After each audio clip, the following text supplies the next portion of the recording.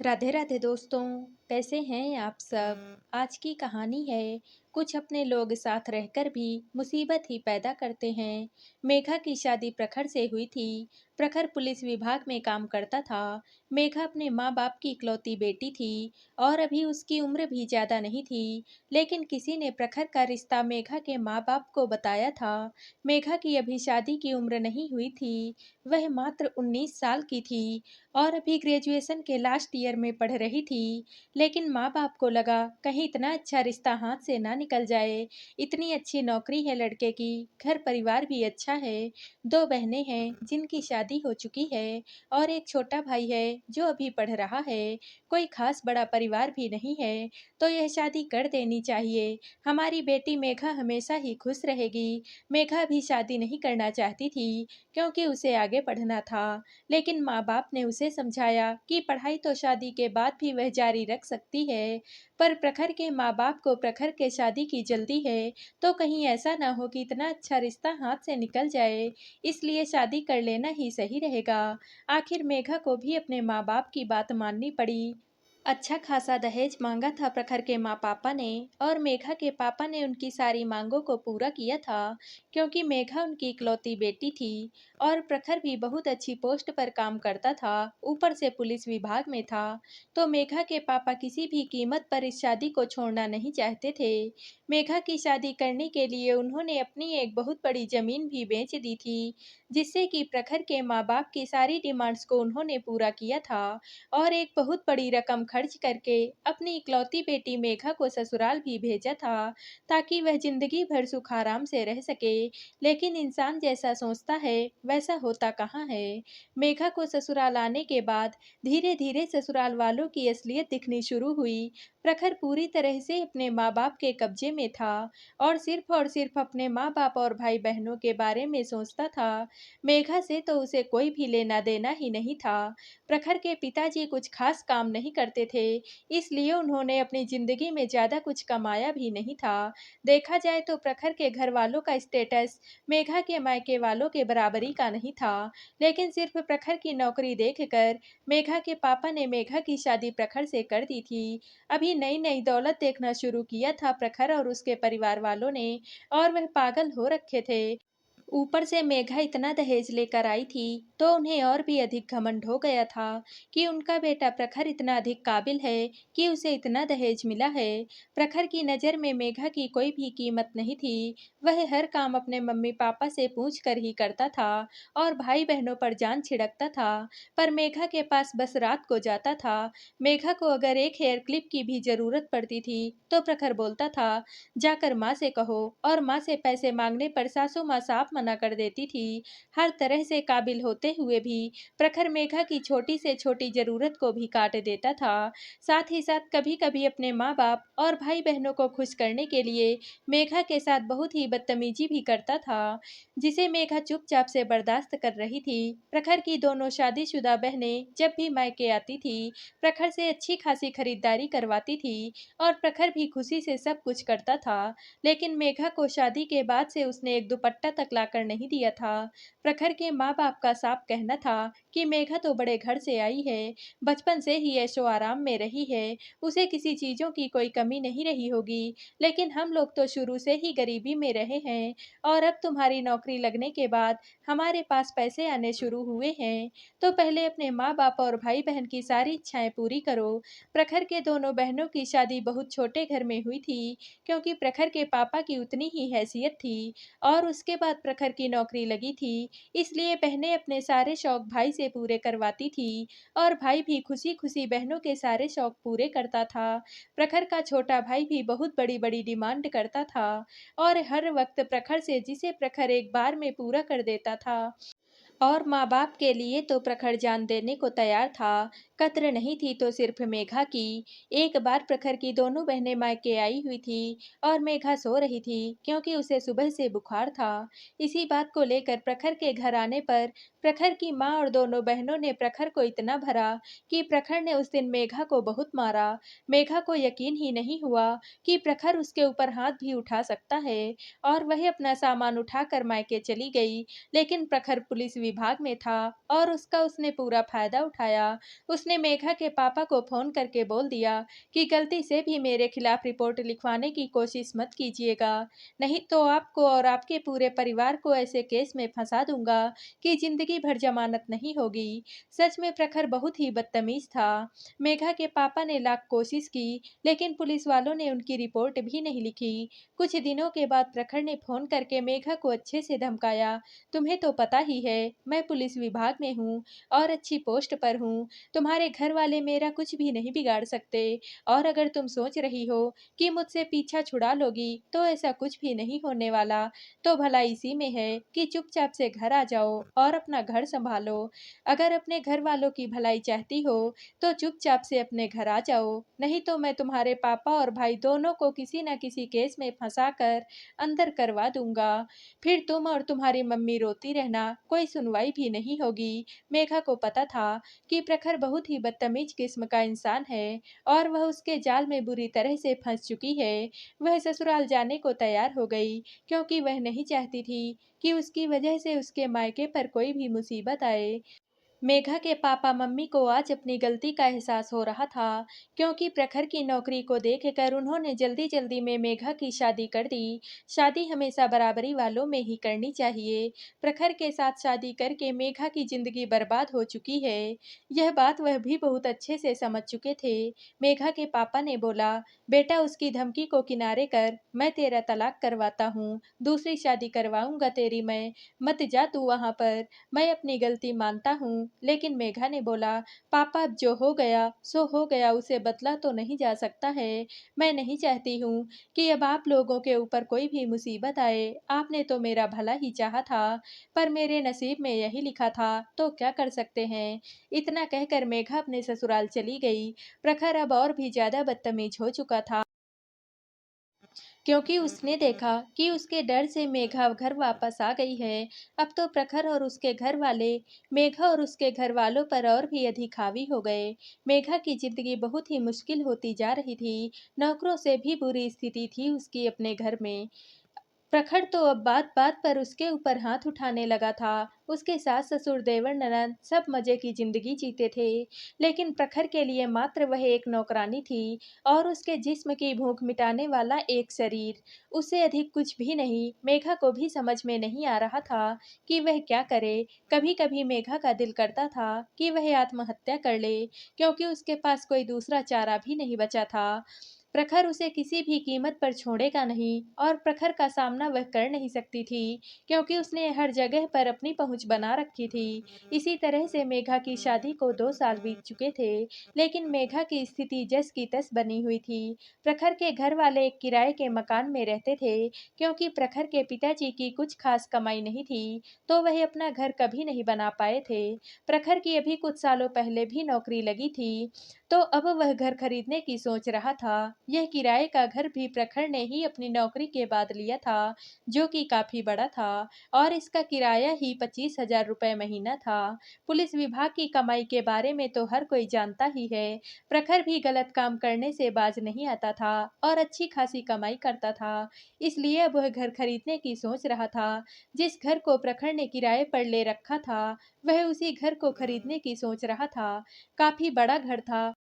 पैसों का इंतजाम प्रखर ने कर लिया था। करीब 1 करोड़ रुपए का घर था, लेकिन प्रखर ने इतने ही कम समय की नौकरी में अपने गलत कामों के जरिए काफी पैसा कमा लिया था, जिसका कि उसके माँ बाप भी पूरा समर्थन करते थे। प्रखर को भी पता था कि घर अगर प्रखर अपने नाम पर लेगा तो वह फंस सकता है, कि उसके पास इतने सारे पैसे कहाँ से आए।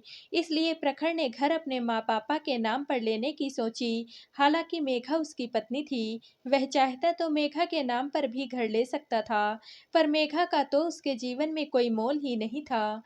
इसलिए प्रखर ने घर अपने माँ पापा के नाम पर ही लेना चाहा, जिससे कि उसके माँ बाप भी बहुत खुश थे और साथ ही साथ भाई बहन भी खुश थे, क्योंकि घर माँ पापा के नाम पर रहता है तो उसमें सबका हक रहता है।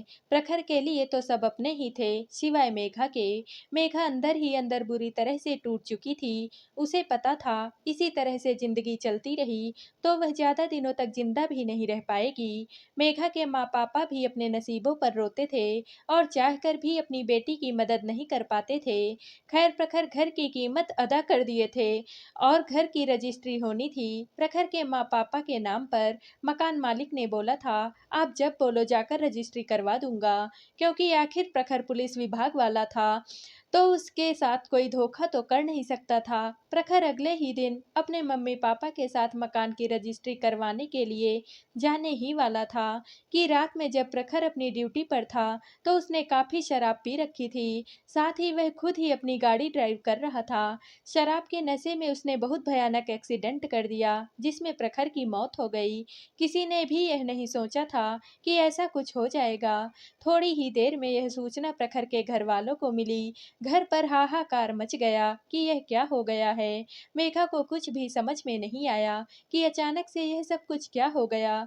प्रखर के माँ पापा और भाई बहन को बिल्कुल बेहाल ही हो गए, क्योंकि प्रखर ही उनके लिए सब कुछ था। लाजमी सी बात है, जिसका जवान बेटा इस तरह से एक्सीडेंट में मारा जाएगा, उस माँ बाप का ऐसा ही हाल होगा। मेघा भी बहुत बेचैन हो गई। पर प्रखर ने मेघा को इन 2 सालों में इतनी प्रताड़ना दी थी, इतना दुख दिया था कि उसे इस बात से कुछ खास फर्क नहीं पड़ रहा था कि उसका पति अब नहीं रहा, क्योंकि उसे प्रखर से कभी भी पति का प्यार मिला ही नहीं था। उसने प्रखर से सिर्फ लात घूंसे ही खाए थे, अपमान सहा था और प्रखर ने जानवरों की तरह से उसे नोचा था। इसके अलावा उसके और प्रखर के बीच में कोई रिश्ता नहीं था।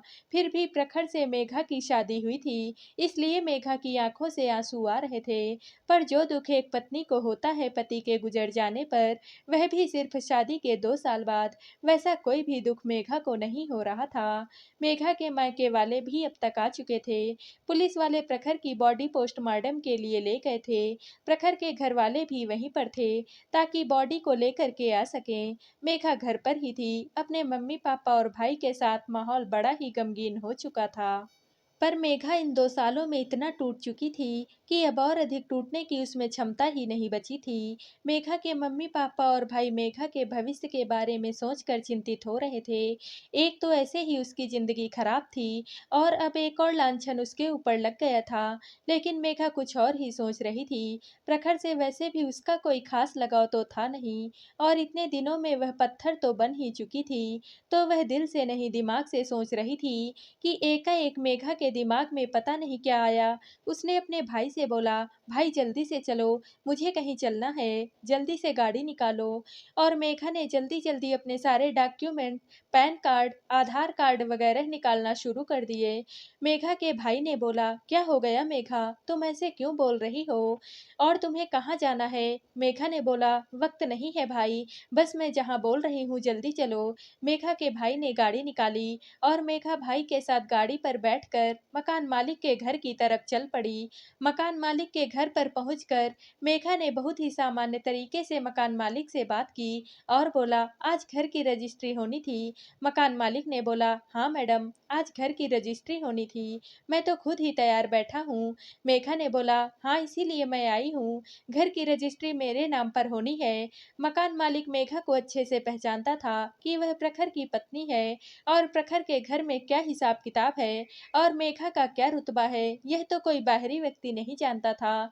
मकान मालिक को लगा कि प्रखर अपनी पत्नी के नाम पर घर लेना चाहता होगा। मकान मालिक ने बोला, हाँ प्रखर जी ने पेमेंट तो पूरी कर दी है, बस रजिस्ट्री करनी ही बाकी है, तो चलिए वह काम भी निपटा देते हैं। मेघा कोर्ट चली गई और उसने मकान की रजिस्ट्री अपने नाम पर करवा ली और घर के कागज लेकर वापस घर आ गई। थोड़ी ही देर के बाद उसके ससुराल वाले भी प्रखर की बॉडी लेकर आ चुके थे और उसका अंतिम संस्कार हो गया। प्रखर की सारी अंतिम क्रिया निबट जाने के 15 से 20 दिन के बाद मेघा के ससुराल वालों ने फिर से अपनी असलियत दिखानी शुरू कर दी। मेघा की सासू माँ ने बोला, डाइन खा गई ना मेरे बेटे को, अब यहाँ किस लिए रुकी हुई है, चल निकल जा मेरे घर से, तुझे तो अब मैं एक पल भी इस घर में रुकने नहीं दूंगी। अब जब मेरा बेटा ही नहीं रहा तो तू इस घर में रहकर क्या करेगी, जा जाकर मर जहाँ भी मरना है। इतने दिनों में मेघा ने कुछ भी नहीं बोला था, तो मेघा के ससुराल वालों को लग रहा था कि वह धक्के मारकर आराम से मेघा को घर से बाहर निकाल देंगे और प्रखर की नौकरी उसके भाई को दिलवा देंगे। लेकिन मेघा इतनी भी पागल नहीं थी। उसने अपनी सास को जोर का धक्का दिया और बोला, बुढ़िया अपनी जुबान बंद कर, बहुत सहली है तेरी हेकड़ी, तेरे उसकी कमीने बेटी की वजह से।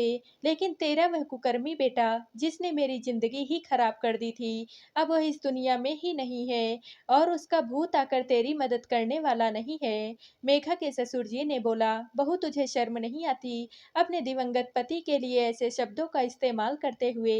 मेघा जोर जोर से हंसने लगी और बोली, पति, यह पति क्या होता है? मैंने तो कभी जाना ही नहीं कि पति पत्नी का रिश्ता क्या होता है। बस सामाजिक रूप से हम पति पत्नी थे। मैं तो प्रखर को बस एक राक्षस के रूप में जानती थी जिसने मेरी जिंदगी खराब करके रखी हुई थी, और अब मुझे पता है कि वह राक्षस मेरी जिंदगी से बहुत दूर जा चुका है।